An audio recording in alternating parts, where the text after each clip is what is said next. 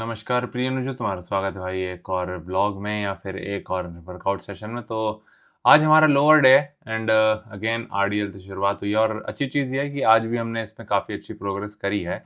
Basically देखा जाए तो 190 कह रहे हैं, लास्ट टाइम 130 से 12 रेप्स थे, इस बार 135 से 11 रेप्स थे। जो तुम आगे एक ढहिए ढहिए की प्लेट देख रहे हो, तो वो लिटरली हमारी काफ़ी ज़्यादा हेल्प कर रही हैं इस प्रेप में स्ट्रेंथ बनाए रखने में प्लस इवन गेन करने में। एंड इसमें रैप्स जैसे थे काफ़ी डिसेंट थे। अब इवन हम अपनी स्किन की क्वालिटी भी देख पा रहे हैं, जो तुम देख रहे होगे हल्की-हल्की ग्रेनीनेस तुम्हें दिखने लगी है, जो पहले सॉफ्टनेस काफ़ी ज़्यादा दिखती थी। हालाँकि वो हमारे पार्टनर के काफ़ी ज़्यादा दिखती है, जो तुम्हें बाजू में दिख रहा होगा एकदम, वो कुछ ज़्यादा ही बंदा वेनी हो रखा है। एंड रीज़न उसने काफ़ी पहले हमसे प्रेप किया और देखा जाए तो हम ही काफ़ी ज़्यादा अच्छे, यानी एक तरीके से हमारी तारीफ़ होनी चाहिए कि हमारी क्लाइंट है, तो काफ़ी अच्छी चीज़ है यार। उसको देख के हम मोटिवेट हो जाते हैं कि इतनी कंडीशनिंग हमें अचीव करनी है, तो उसके लिए टाइम लगेगा। फिर सेकंड मूवमेंट जो लेग प्रेस था, उसमें भी आज हमने एक 5 का इंक्रीमेंट पकड़ा। 11 रेप थे। हमें लगता है कि हम शायद और ज़्यादा कर सकते थे, बट कहीं न कहीं हमें फ़ील होने लगा कि नहीं यार, अब अगर थोड़ा और ज़्यादा पुश किया, तो वो रिस्की हो सकता है। हमारी एक तरीके से इंजरी मान के चल सकते हो, इंजरी हो ना जाए उसका एक तरीके से डर कह सकते हो। और कहीं न कहीं हमने बैक ऑफ द माइंड में भी यही रखा था कि हम सेट करके चले थे 8 से 11, 8 से 11, 8 से 11 एंड जब वो 11 रैप आ गए, तो हम खुश हो गए थे उस टाइम पे। हमें लगने लगा था कि नहीं। और 10वें रैप पे काफ़ी ज़्यादा अच्छी डेप्थ आई थी। 11th रैप पे इतनी अच्छी डेप्थ नहीं थी, क्योंकि हम 10 ही करके चल रहे थे कि 8 से 11 हैं, 10 आ जाएँ तो मज़े हैं। लेकिन फिर भी हमने 1 रैप एक्स्ट्रा लिया जितना हम सोच रहे थे एंड 11वाँ रैप भी आया वो। काफ़ी सही रैप थे, इवन डेप्थ भी हमें लग रहा है कि काफ़ी सही थी। और ज़ाहिर-सी बात है, एक बार जब हमने तुम्हें बताया कि हम इसमें और ज़्यादा डेप्थ प्रेफ़र करेंगे, बट वो आगे हम कोशिश करेंगे, यानी जो प्लेसिंग वगैरह होती है फुट की, वो आगे एक्सपेरिमेंट करने वाली चीज़ है, अभी नहीं एटलीस्ट। फिर ये हैमस्ट्रिंग कर्ल, इसमें भी काफ़ी अच्छी प्रोग्रेस हुई थी हमारी, सिंगल लेग नहीं, ये है हमारा हैमस्ट्रिंग कर्ल, जिसमें अपना बताएँ सीटेड हैमस्ट्रिंग कर्ल में लास्ट टाइम 65 से 12 रैप थे, काफ़ी टाइम से हम उसी वेट पे थे। आज हमने 70 से कितने 10 रैप लगाए एंड काफ़ी सही रैप थे। बहुत टाइम पहले हमने 70 से किया था, तब भाई हमारे कुछ नहीं लगे थे रैप, कुछ 4 या 5 आए थे एंड उसमें इतना ज़्यादा स्विंग कर रहे थे, बता नहीं सकते हैं। लास्ट नहीं कहेंगे, बट ये एक मेजर मूवमेंट है हमारे लिए, वो है क्या कहते हैं, बुल्गारियन स्प्लिट स्क्वाट। इसमें तुम देख रहे होगे जेब में हमारे कुछ चीज़ें रखी हैं एंड वो वेट है। क्यों? क्योंकि लास्ट टाइम हमने तुम्हें बताया था, लास्ट टाइम हम 70 से किए थे, हमारे कितने लास्ट टाइम से बुल्गारियन में 70 से किया था एंड उसमें 11 रैप भी आए थे, बट वो बिल्कुल भी फील नहीं हो रहे थे हमें मसल्स पे। वो काफ़ी ज़्यादा एक तरीके से हमें जॉइंट फोकस ज़्यादा लग रहे थे एंड इतना ज़्यादा अच्छा हमें फील नहीं हुआ था। ये चीज़ हमने पिछली बार भी बताई थी तुम्हें। पर इस बार हमने सोचा कि यार 35 क्या कहते हैं, 30-30 का डंबल है, तो कहाँ कहाँ से और वेट बढ़ा सकते हैं। तुम्हारे जिम में ये 1.5 किलो की प्लेटें थी, वो छोटे-छोटे डंबल नहीं होते क्यूट से, वो हमने यूज़ किए एंड काफ़ी ज़्यादा अच्छा रहा उस केस में। अब वापस आते हैं, तो सबसे पहले तुम्हें एक सवाल लेते हैं। एक भाई का हमारा सवाल काफ़ी ज़्यादा दिनों से आ रहा है वैभव का, कि brother tell about your weekly workout plan, supplement intake, diet with micros and macros, sleeping routine.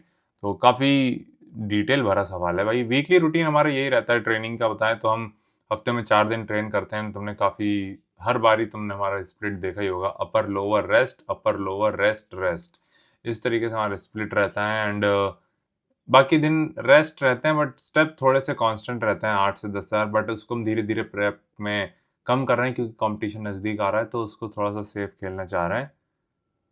फिर दूसरा सवाल है इसमें सप्लीमेंट इनटेक। सप्लीमेंट यार अभी हमारे बहुत सारे हैं, हमारा calcium, magnesium, zinc, multivitamin, omega 3 and pre workout और एल कार्निटाइन, कार्निटीन, कार्निटाइन, जो भी तुम बोलना चाहो, B C double E double A नहीं है, B C double A, electrolyte and protein and omega 3 I think बता दिया, अल्फा रिकवरी।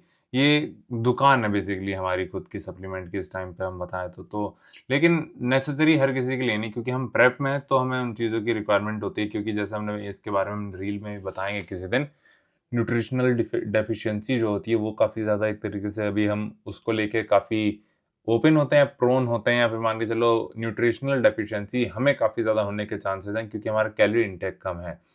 हमारे डाइट में डाइवर्सिव फूड नहीं है, इसके लिए डाइवर्सिव भी हैं बट क्वांटिटी ज़्यादा नहीं है, तो न्यूट्रिशन कम मिलता है, तो हमें वो चीज़ सप्लीमेंट करनी पड़ती है एंड वो हेल्प करती है हमारे हेल्थ को मेंटेन रखने में। तो इस सप्लीमेंट का हो गया। माइक्रोज मैक्रोज, मैक्रो आई थिंक हमारे इस टाइम पे कुछ 2100 जैसा कैलोरी एंड कार्ब हमारा 200 से ऊपर रहता है, प्रोटीन हमारा 195, फैट्स हमारा 50 के आसपास। तो इससे तुम अंदाजा लगा सकते हो 195 तुम्हारा प्रोटीन, 50 के आसपास फैट एंड रिमेनिंग कार्ब। नींद आने लगी भाई, दोपहर में क्या बेशर्मी हो गई हमें। फिर आते हैं, फिर भाई एक स्लीपिंग रूटीन जो आखिरी वाला सवाल था भाई, इस समय थोड़ी सी स्लीप क्वालिटी थोड़ी सी कॉम्प्रोमाइज़ होती है क्योंकि तुम्हारी बॉडी रेजिस्ट करती है उस फैट परसेंट को। तो तुम्हें अभी भी जो हमें ये झमाई दिखी है, ये उसी का नतीजा है कि भाई बहुत तेज़ नींद आती है कभी कभी, क्योंकि रात को इतनी क्वालिटी ऑफ स्लीप अच्छी नहीं होती है। वही एक मेन रीज़न होता है कि हम भले ही 11 बजे सो जाएं, लेट जाएं, खाट पकड़ लें, बट कहीं ना कहीं नींद आते आते हमें 1.5 घंटा लग ही जाता है। पर अगर हम वो 11 बजे की जगह 12 बजे करेंगे या 1 बजे करेंगे तो वो कहीं ना कहीं आधा 1 घंटा आगे वो लेता ही है नींद आने में। तो इसके लिए हम कोशिश करते हैं थोड़ा अर्ली हम बेड पे जाएं एंड कोशिश करें, और इसका सिंपल सा एक रीज़न यही जैसा हमने बताया कि फैट परसेंट है। खाना कम खा रहे हैं, लो बॉडी फैट परसेंट है, तो बॉडी इस तरीके से रिस्पॉन्ड करती है। इसीलिए कहा जाता है बॉडी बिल्डिंग या ये जो करंट बॉडी फैट परसेंट वगैरह है हमारा जो कि सिंगल डिजिट में है, वो सस्टेनेबल इसीलिए नहीं होता। 10 के आसपास हमें लगता है थोड़ा मेंटेन किया जा सकता है, बट उसके नीचे ना कर सकते हैं। अब यहाँ पे एक चीज़ और हम ऐड करना चाहेंगे कि कुछ लोग अगर बहुत लंबे समय तक ये चीज़ मेंटेन कर रहे हैं, उनके खून में आ चुकी है बेसिकली, तो वो चीज़ पॉसिबल है। बट हमने कभी इतना ज़्यादा सस्टेन किया नहीं है। ऐसा नहीं कहेंगे कि किया नहीं जा सकता, बट हमें फील होता है कि हमारे लिए वो नहीं है। फिर आता है क्या हम low calorie fruits like papaya और खरबूजा डेफिसिट में ज़्यादा खा सकते हैं टू फील फुल? हाँ बिल्कुल। अब शर्म कर ले ना ना ना। तो भाई ये जो सवाल है ये काफ़ी ज़्यादा क्या कहते हैं, काफ़ी अच्छा सवाल है, क्योंकि ये लास्ट प्रेप में हमने किया हुआ है जब जब हम बहुत ज़्यादा फल वगैरह पे क्या कहते हैं निर्भर होते थे। बट ये चीज़ सही नहीं है। अब सही किस केस में है कि जब तुम्हारा फैट परसेंट या फैट परसेंट गोल जो है वो 12 या 14% है, तब तुम मान के चल सकते हो कि डिसेंट या गुड अमाउंट में तुम कार्ब फ्रूट्स के थ्रू ले सकते हो, जो कि फ्रूट शुगर होती है उससे। बट मेजॉरिटी ऑफ कार्ब तुम्हारे रियल बाकी सोर्सेज आने चाहिए, यहाँ तुम्हें सिंपल या क्या कहते हैं जो कॉम्प्लेक्स कार्ब मिलते हैं। लेकिन जो शुगरी कार्ब होती है आई थिंक जिसे फ्रक्टोज ही कहते हैं, उससे बहुत ज़्यादा नहीं होना चाहिए। आई थिंक उसे भी सिंपल कार्ब में ही कंसिडर करेंगे। बट आई होप तुम समझ रहे होगा हम कहने का चाह रहे हैं कि जो फ्रूट शुगर होती है या फिर जो उसके कंसिडरेशन में तुम्हें कार्ब मिल रहे हैं, चाहे वो बनाना से भी हो, वो लिमिटेड हो। ऐसा ना हो कि तुम्हारे वो मेजॉरिटी में चले जाएं। ठीक है, उसको थोड़ा सा इतना लो कि डिसेंट क्वांटिटी में ऐड कर रहे हैं, बट मेजर तुम्हारे दिन के कार्ब वो नहीं होने चाहिए। लेकिन फ़ायदा कब कर जाता है कि कोई एक ऐसा इंसान जब डाइटिंग शुरू कर रहा है जिसको काफ़ी ज़्यादा खाना खाने की आदत है एंड उसके कैलोरी ड्रॉप होता है, तब उस केस में ये चीज़ हेल्प करती है एंड इवन हम भी रिकमेंड करते हैं।